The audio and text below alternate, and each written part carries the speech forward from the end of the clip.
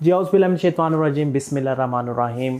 आज फिर एक नई एपिसोड के साथ, और इसमें आज हमारे साथ दोबारा से अरफा करीम की मदर मौजूद हैं। बच्चियां जो हैं उनको जो चैलेंजेस फेस करना पड़ रहे हैं, और उसके लिए माओं को जो चैलेंजेस हैं, आप उनको कैसे देखती हैं और कैसे हम उनको कॉप अप कर सकते हैं? देखिए, सबसे पहली बात ये आती है मेहताब कि आजकल का बच्चा स्मार्ट है, बच्ची हो या बच्चियाँ, बिल्कुल ऐसे ही है। उनके पास टेक्नोलॉजी अवेलेबल है इजीली। और यहाँ पे थोड़ा सा एक प्रॉब्लम माओं को जो फेस करना पड़ रहा है ना, वो बच्ची जिद करती है कि मेरी फ्रेंड के पास फ़ोन है, मेरे पास स्मार्टफोन तो नहीं मुझे है, भी लेके दें। उनको लेके देना पड़ता है। अच्छा, अब आपने फ़ोन तो उनके कहने पे ले दिया, लेकिन हम शायद नाकाम रहते हैं उनको समझाने पे कि उसका इस्तेमाल जितना फ़ायदा दे सकता है उससे कहीं ज़्यादा नुकसान और कहीं ज़्यादा नुकसान दे सकता है। हम नुकसान, क्योंकि हम एज ह्यूमन बीइंग या एज माँ बाप हम हमेशा पॉजिटिव प्रोटेक्टिव होते हैं ना अपने बच्चों को लेके। हम वो चीज़ सोच भी नहीं सकते जो ऑन ग्राउंड हो रही है। कि लिमिट्स रख दी जाएं, बच्चियों को ये गाइड किया जाए कि आपने कुछ चीज़ें हैं जो नहीं करनी अपना, जैसे मोबाइल नहीं देना किसी को, और कोई अननोन नंबर से कॉल या मैसेज आता है तो उस पर घबराना नहीं है, उसको बिल्कुल ब्लॉक। और इसमें एक और इम्पॉर्टेंट बात है मेहताब, कि देखें खुदा ना खास्ता सपोज एक हादसा हो गया है कि बच्ची का नंबर किसी तरीके से दूसरे बच्चे तक चला गया है। बच्ची को चाहिए सबसे पहले वो अपनी माँ से जाके डिस्कस करे, बाप से डिस्कस करे। उसका घबराना नहीं चाहिए जब उसका कसूर ही नहीं है उस चीज़ में, बिल्कुल उसको डिस्कस करे ताकि उसका सलूशन निकाला जा सके। क्योंकि जब तक और डिस्कशन पे आप अगर जाते हैं ना, तो यहाँ पे हमारी कम्युनिकेशन और हमारा जो बाउंड है ना आपस में, और दूरी है। एक सेम टाइम पे आप देखें बच्चे की, बाप की और माँ की, तीनों की ट्रायंगल में एक खास फासला है। अब वो फासला डिस्टर्ब कर जाता है बच्चे को या बच्ची को, उसको समझ नहीं आती कि मैं ये बात किससे करूं। आपने नोटिस किया है कि अब स्कूल्स में काउंसलर्स क्यों हैं? इसी वजह से है। क्या वो माँ बाप को रिप्लेस कर सकते हैं? नहीं कर सकते, क्योंकि माँ बाप का इमोशनल जो बॉन्ड है वो कोई और नहीं रिप्लेस कर सकता। तो बच्चा या बच्ची बड़े ही आराम से उनसे अपनी हर वो प्रॉब्लम शेयर करने को तैयार होते हैं। वाई? बिकॉज उन्हें पता है कि एक तो पहली बात यह है कि उन्होंने अनबायस्ड होकर सुनना है, जजमेंटल नहीं होना। ठीक है, उन्हें डर नहीं होता, उन्हें पूरा यकीन और ट्रस्ट होता है कि ये हमारी बात सुन के हमें गाइड करेंगे। तो माओं को चाहिए कि बच्चियों के साथ वो ट्रस्ट लेवल डेवलप करें और उनको वो कॉन्फिडेंस दें कि भले कुछ भी हो जाए वो आके डिस्कस करें सबसे पहले इमीडिएटली माँ के साथ। जब तक बच्चियों को ये कॉन्फिडेंस माएँ नहीं देंगी ना, बच्चियां खुद से जुर्रत नहीं करती। वो क्या करेंगी, अपनी ही किसी दूसरी सहेली से मशवरा मांगेंगी, वो भी उसी की तरह की होगी, वो भी उसी तरह की, उसी सतह पे वो सोच रही है, उसका एक्सपीरियंस भी नहीं है, और वो कहीं ना कहीं उसको गलत गाइड करने का खदशा होता है। क्योंकि बच्चियां सारी एक जैसी हैं कम व बेश, अगर देखा जाए तो उनमें इस तरीके की मैच्योरिटी की मैं एक्सपेक्ट भी नहीं करती। तो जी व्यूअर्स, हम बात कर रहे हैं पेरेंटिंग पे, और मैम आप अभी बात कर रही थी बच्चों के मोबाइल के यूजेज की, कि वो कैसे घबरा जाती हैं और कैसे हमें करना चाहिए। तो आपको क्या लगता है कि इसका हल क्या है, सोल्यूशन क्या है? देखिए, हल इसका ये है कि सबसे पहली बात यह है कि देखा ही गया है कि बच्चियां माओं से ना हर चीज़ हाइड करती हैं, और माएँ कहीं ना कहीं नाकाम हैं वो कॉन्फिडेंस देने में बच्चियों को। क्योंकि बार बार उन्हें बताना चाहिए बच्चियों को कि कुछ भी खुदा न खास्ता हो जाए, सबसे पहली जो पर्सनैलिटी है वो माँ होनी चाहिए, और ये कॉन्फिडेंस माँ ने देना है। तो सबसे पहली बात ये कि एनवायरनमेंट आपके घर की फ्रेंडली होनी चाहिए।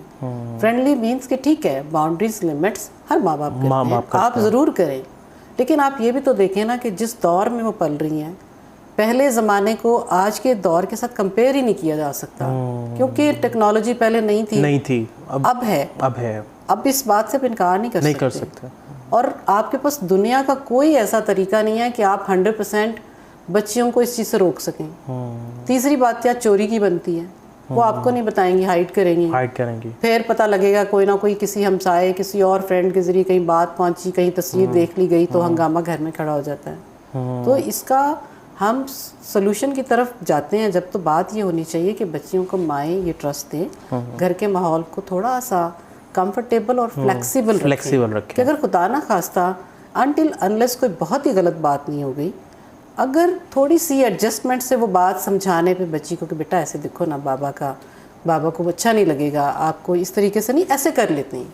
ये ना कहें, आप उसको मना ना करें बिल्कुल कि ये तो बस इनडायरेक्टली वे में आप उसे गाइड करें, ना कि आप डायरेक्टली उसको हिट करें कि बेटा ये वाली बात अगर मुझे पता होती तो मैं कॉन्फिडेंस से आपके बाप को कह सकती थी कि हाँ उससे मुझे बताया था, तो तस्वीर अगर लगा दिए तो कोई ऐसी बात नहीं है, लेकिन जब आप ये सख्ती से जब आप उसको फ्रस्ट्रेटेड करते हैं ना बच्ची को, फिर तो वो तो फिर कहीं ना कहीं यंग खून है, वो कहीं ना कहीं फ्रस्ट्रेशन निकलती है और सोसाइटी में क्योंकि नेगेटिविटी की हाइप ज़्यादा है तो वो नेगेटिविटी की तरफ साइड पे जाने के चांसेस बहुत। और आप मुझे बताएं ना कितने आपके स्कूल और कॉलेज हैं जो कि बच्चियों को वैल्यूज़ पे उनको गाइड करते हैं, कितने ऐसे स्कूल या अदारे हैं जो पेरेंटिंग पे काम करते हैं, ना होने के बराबर है। और जो ओवरऑल मीडिया का रोल है वो बड़ा ही डिफरेंट जा रहा है, आपको पता है। वो तो फैंसी वर्ड में ले जाता है ना बच्चियों को सीधा। तो ये जो बच्चियाँ जो हॉस्टल में आके रहती हैं उनके लिए तो ये बहुत बड़ा मसला है। और मैं समझती हूँ, मैं ज़रूर रिकमेंड ये करूँगी कि हॉस्टल में जो बच्चियाँ रहती हैं उनकी काउंसलिंग होनी चाहिए।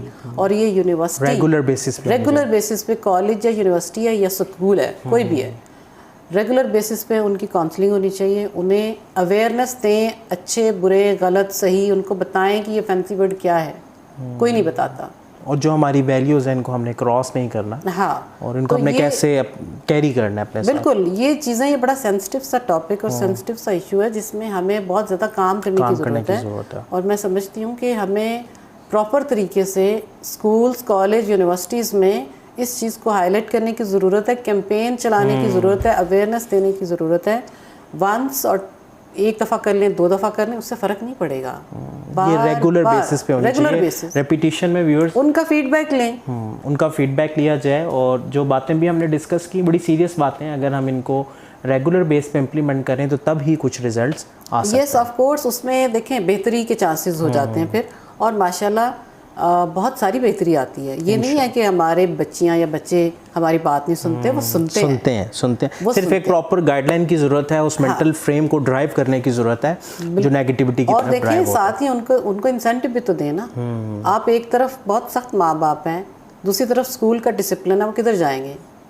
आप उनको एंजॉय कराएं, आप अपने साथ उनको हर वो काम जो वो ख्वाहिश रखते हैं आप उनको खुद ले जाके करवाएं। So व्यूअर्स, यहाँ पे जो की पॉइंट हमें मिलता है कि पेरेंट्स को भी फ्लेक्सिबिलिटी दिखाने की ज़रूरत है, सीखने की ज़रूरत है कि आज के दौर में एक फ्लेक्सिबल मोड में आप अपनी बच्चियों को लेके चलें, ताकि जो आज की चैलेंजिंग सिचुएशन है, मीडिया में इंफॉर्मेशन की भरमार है, नेगेटिविटी आपको बड़ी आसानी से ट्रैप कर सकती है, उस ट्रैप से अपने बच्चों को अगर बचाना है तो आपको फ्लेक्सिबल होना होगा और अपने बच्चों को टाइम देना होगा। तो बहुत शुक्रिया। नेक्स्ट एपिसोड में आपसे मज़ीद इस टॉपिक पे, पेरेंटिंग के पे बात होगी। बिल्कुल इंशाल्लाह। Thank you very much Mehtab, thank you.